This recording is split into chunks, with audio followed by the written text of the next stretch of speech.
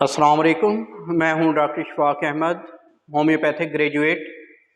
आज मैं जिस बीमारी के बारे में और उसका होम्योपैथिक ट्रीटमेंट बताने लगा हूं वो है पोस्ट नेज़ल ड्रिप, या फिर इसको गले के अंदर केरे का गिरना भी कहते हैं। आम जो बीमारी है ये आमतौर पे बहुत ज़्यादा लोगों के अंदर ये कंडीशन पाई जाती है, जिसकी वजह से बार बार जो है उनका गला ख़राब हो रहा होता है, गले के अंदर ख़राश हो रही होती है। सुबह के टाइम ये जब जागते हैं तो गले के अंदर बलगम बहुत ज़्यादा होता है, मुंह से बहुत ज़्यादा स्मेल आ रही होती है। अब इसकी वजह से, ऐसी कंडीशन की वजह से ये लोग जो है दूसरों के साथ नहीं बैठते, ताकि जो है ना वहाँ पे उनको एम्बेरसमेंट फील ना हो।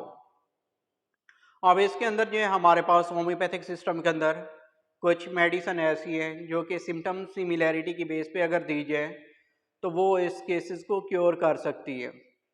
नहीं तो ऐसे केसेस जो हैं तकरीबन सालों तक रहते हैं, जब तक मेडिसिन इस्तेमाल करते रहें दूसरी मेडिसिन, तो उस वक्त तक वो टम्परेरी तौर पे ठीक तो हो जाते हैं, लेकिन उनका परमानेंट क्योर नहीं होता।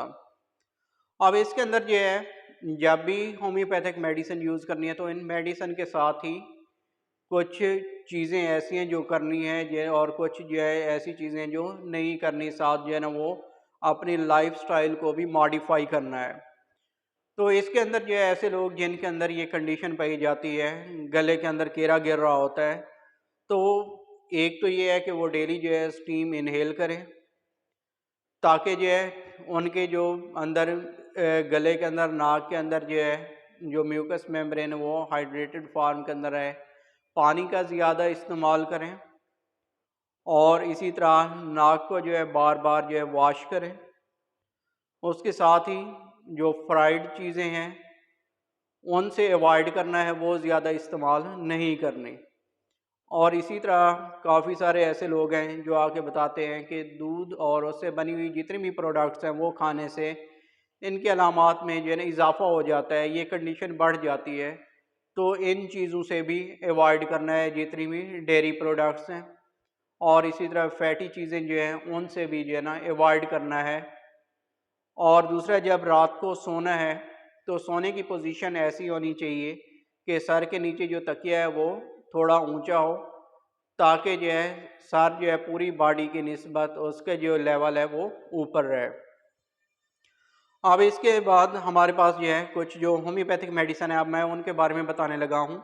जिस तरह पहले भी मैंने अपनी पिछली वीडियोज़ के अंदर भी बताया है, जितनी भी वीडियोज़ मैंने बनाई हैं उनके अंदर बार बार मैं ये कह रहा हूँ कि ये जितनी भी मेडिसिन बताई जा रही हैं तो इन मेडिसिन को सेल्फ मेडिकेशन नहीं करनी। मेडिसिन को इस्तेमाल करने से पहले ही किसी होम्योपैथिक डॉक्टर जो है जो रजिस्टर्ड हो उससे जो है आपने कंसल्ट कर लेना है, जो प्रॉपर उसमें आपकी मेडिसिन बन रही हो, जो आपके सिम्टम्स को कवर कर रही होती है, वही मेडिसिन जो है आपने यूज़ करनी है।